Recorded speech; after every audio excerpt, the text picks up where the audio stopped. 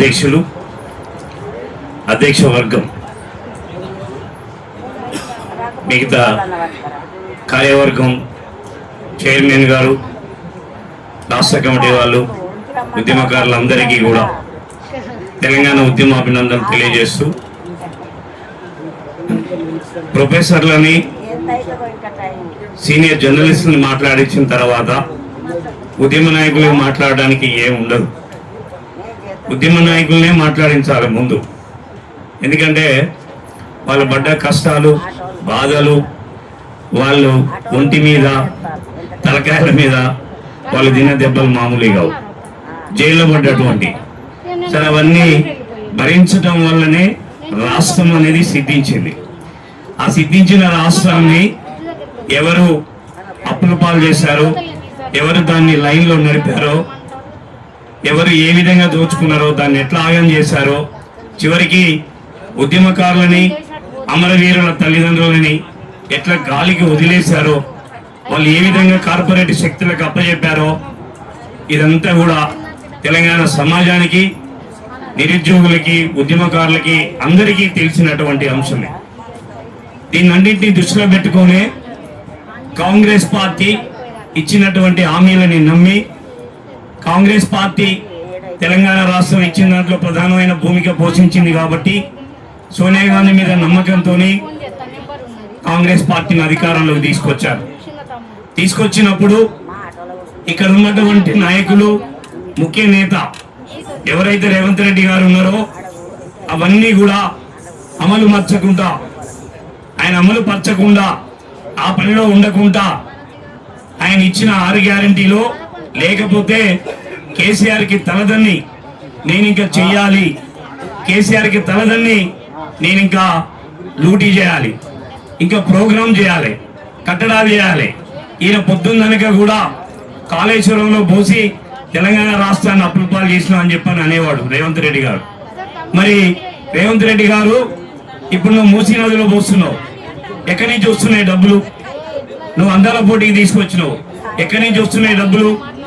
నువ్వు మసినో బొసినో ఎవరినో తీసుకొచ్చినావు, దాదాపు 200 కోట్లు పెట్టినావు.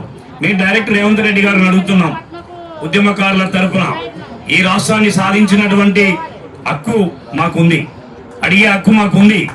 రాష్ట్రాన్ని సాధించిన వాళ్ళం కాబట్టి ఈ ఫలాలు అనుభవించేటువంటి హక్కు మాకుంది. అసలు నీకు ఏ విధమైన పాత్ర ఉంది? అయినా సరే నీకు అదృష్టం కలిసి వచ్చింది, సీఎం అయినావు. అయిన తర్వాత బాగు చేస్తాను అని అంటే నమ్మినాం, స్వాగతించినాం. కానీ డైరెక్ట్గా మేము రేవంత్ రెడ్డికి సవాల్ చేస్తున్నాం. నువ్వు అందాల పోటీలతోని 100 కోట్లు తీసుకొచ్చినావు. నువ్వు ఫుట్బాల్, నీ మనోడు ఫుట్బాల్ ఆడటం కోసం దాదాపు 200 కోట్లు ఖర్చు పెట్టినావు. మరి కేసీఆర్ మనోడు మా రాముల వారికి తలంబ్రాలు తీసుకుపోతే మనోడిని పంపిస్తామని చెప్పని విమర్శించినోడివి. మరి నీ మనోడితోని నువ్వు ఫుట్బాల్ ఎట్లా ఆడుకుంటావు? నీకున్న పాత్ర ఏంటి? ఈ రాష్ట్ర సంపాదనలో కానీ, ఈ రాష్ట్ర సాధించిన దాంట్లో కానీ నీ కంట్రిబ్యూషన్ ఏంటి? కేవలం తెలంగాణ రాష్ట్రం ఇచ్చింది సోనియా గాంధీ అనేది తప్ప మీ పాత్ర ఏమన్నా ఉందా?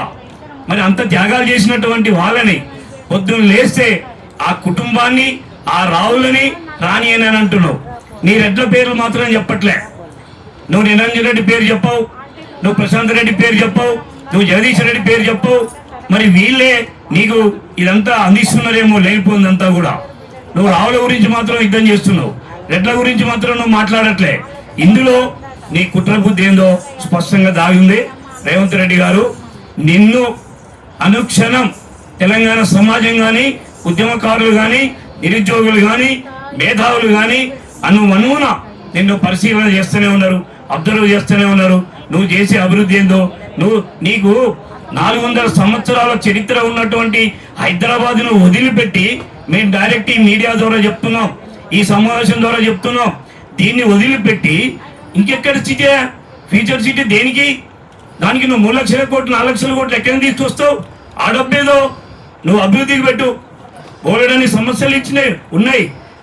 నువ్వు ఇచ్చినటువంటి హామీలే ఇంతవరకు పావులంతు కాలే. 6 గ్యారెంటీలలో పావులంతు కాలే. అమరవీరుల కుటుంబాలను వదిలేసిన రాష్ట్రం సాధించడానికి త్యాగాలు చేసినటువంటి వాళ్ళని వదిలేసినావు. కేసులు ఎదుర్కొని జైలు పడ్డటువంటి ఉద్యమకాలను వదిలేసినావు. ఎందుకు ఈ ఫ్యూచర్ సిటీ? ఎవరి కోసం? నీ కమిషన్ల కోసం. నువ్వు ఆయన కేసీఆర్ అన్నావు కదా, సెక్రటరీ కట్టినప్పుడు కమిషన్ల కోసం అన్నావు, కాళేశ్వరం కట్టినప్పుడు కమిషన్ల కోసం అన్నావు. మరి ఇప్పుడు నువ్వు చేసే పని ఏంది? నువ్వేమన్నా అభివృద్ధి చేస్తున్నావా? ప్రాజెక్టులు కడుతున్నావా? నువ్వేమన్నా స్మాల్ ఇండస్ట్రీస్ డెవలప్మెంట్ చేసి నిరుద్యోగులకు ఉద్యోగం కల్పిస్తున్నావా? రేవంత్ రెడ్డి, నువ్వు సమాధానం చెప్పాలి. నువ్వు ఇంకో తప్పు చేయబోతున్నావు. నువ్వు ఎవరితో నిలాఖత్ అవుతున్నావో తెలుసా? నువ్వు కేంద్రంతో నిలాఖత్ అవుతున్నావు. అట్లాగనే 400 సంవత్సరాల చరిత్ర, అన్ని అంగులు ఉన్నటువంటి చరిత్ర, అన్ని భోగభాగ్యాలు ఉన్నటువంటి చరిత్ర హైదరాబాదుని దీన్ని యూటీ చేయడం కోసం నువ్వు ప్రయత్నం చేస్తున్నావు. నువ్వు చాలా ద్రోహం చేస్తున్నావు. చరిత్ర హీనుడు అయిపోతావు. కేసీఆర్ ఉద్యమకారులని, అమరవీరుల కుటుంబాన్ని వదిలేసినందుకు చరిత్రహీనుడయిండు తెలంగాణ రాష్ట్రంలో. అట్లాగనే నువ్వు కూడా చరిత్రహీనుడు కాబోతున్నావు. నువ్వు తెలంగాణని అప్పుల పాలు చేస్తున్నావు. ఇంకా ఆయన 10 ఏళ్లలో చేసిన దానికంటే నువ్వు 2 ఏళ్లలో చేసింది అంతే ఉందన్నమాట. కాబట్టి ఇప్పటికైనా సోయి తెచ్చుకో, మేలుకో, అర్థం చేసుకో. నీ తల్లిదండ్రులను అడుగు, నీ అన్నదమ్ములను అడుగు, వాళ్ళే చెప్తారు. ఉద్యమకారులు ఈ విధంగా అంటున్నారు, అడుగుతున్నారు. ఇది నిజమా అబద్ధమా? ఒక్కసారి నీ కుటుంబాన్ని కూడా, నీ స్నేహితుల్ని కూడా, నీ సలహాదారులను కూడా నువ్వు సలహాలు తీసుకొని నడుచుకో. నువ్వు చాలా యువకుడే, నీకు అనుభవం లేదు. నువ్వు తెలంగాణ రాష్ట్రాన్ని ఎవరికో కుదవబెడుతున్నావు, దీన్ని ఏదో చేద్దామని చూస్తున్నావు. నీ ఆటలు సాగనీయం. ఖబర్దార్ రేవంత్ రెడ్డి. తెలంగాణ రాష్ట్రాన్ని ఎట్లయితే త్యాగాలు చేసి సాధించుకున్నామో అట్లాగే నీ హైదరాబాద్ను కూడా సాధించుకుంటాం. ఈ రాష్ట్రాన్ని మిగిలించుకోవటానికి 29 రాష్ట్రాల్లో మిగులు రాష్ట్రంగా ఉన్నటువంటి రాష్ట్రాన్ని ఇంకా అభివృద్ధి పదంలో నడిపిస్తామే తప్ప దీన్ని మాత్రం నీ కుట్రలకు, నీ యొక్క దుర్మార్గమైన ఆలోచనలకు, లేకపోతే నీ గురువు నీకు ఇచ్చే సలహాలకు నువ్వు చేసే అటువంటి వాటిని మాత్రం సాగనీయం తెలంగాణలో అని చెప్పని ఈ సభ సందర్భంగా ఇక్కడి నుంచి హెచ్చరిక చేస్తున్నాం. తెలంగాణ సమాజం మొత్తం చూస్తుంది. కాబట్టి నువ్వు ఇప్పుడు చేయాల్సిన పని ఉద్యమకారుల కార్పొరేషన్ ఏర్పాటు చేయాలి. దానికి ఫండ్ కేటాయించాలి. గొంతు కోసినా కానీ, నిన్ను నిలువుగా పగలిగినా కానీ నీ దగ్గర పైసలు లేవంటున్నావు. మరి ఎక్కడి నుంచి తీసుకొస్తున్నావు వీటన్నిటికి? ఇంకో హైదరాబాద్ అంతా సిటీని ఎట్లా తయారు చేస్తావు?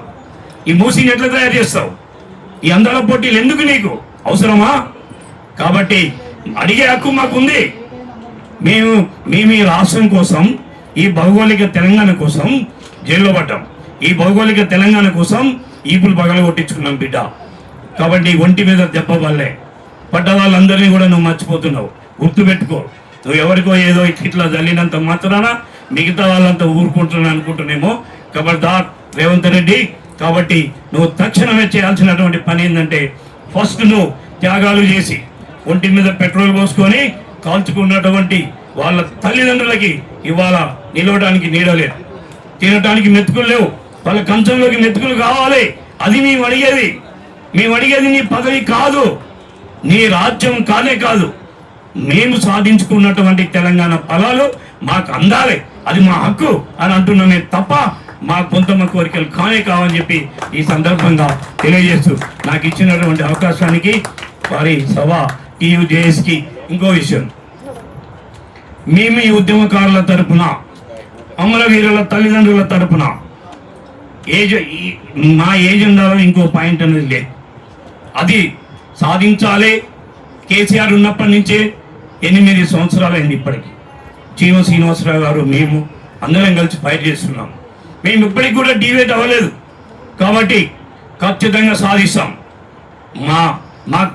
మాకు కేసీఆర్ తెలంగాణ రాష్ట్రం వచ్చేంత వరకు ఎట్లా నేర్పాలో అట్లా నేర్పారు.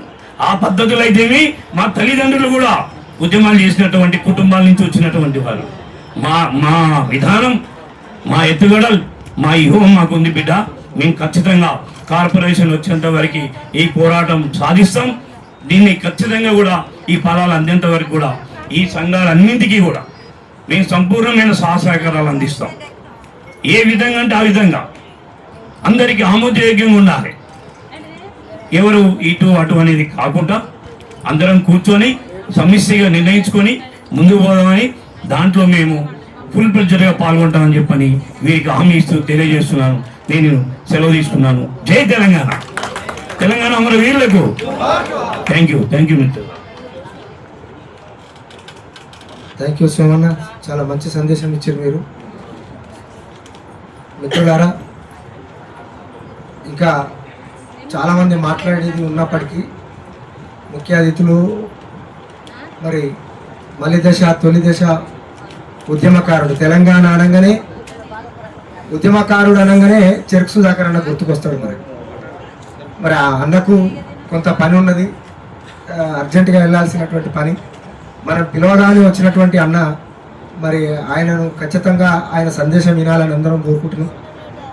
మరి క్షమించాలి మిత్రులంతా కూడా, బైరాగి మోహన్ అన్న, డబ్బరామసన్ అన్న, అదేవిధంగా ఎంఏ షోయబ్ సార్, మీరు కూడా కొంత క్షమించాలి. మరి అన్న మాట్లాడిన తర్వాత మేము అందరం మాట్లాడుకుందాము. మరి అన్న యొక్క ముఖ్య సందేశం భవిష్యత్ కార్యాచరణ ఎట్లా ఉండాలి, మరి ప్రభుత్వాన్ని ఎట్లా నిలదీయాలి, మన డిమాండ్లు ఎట్లా నెరవేర్చుకుందామనే దాని మీద మరి డాక్టర్ చెరుకు సుధాకర్ అన్న మరి అన్నను వచ్చి ఆయన అమూల్యమైనటువంటి సందేశాన్ని ఇవ్వాల్సిందిగా కోరుతున్నాను.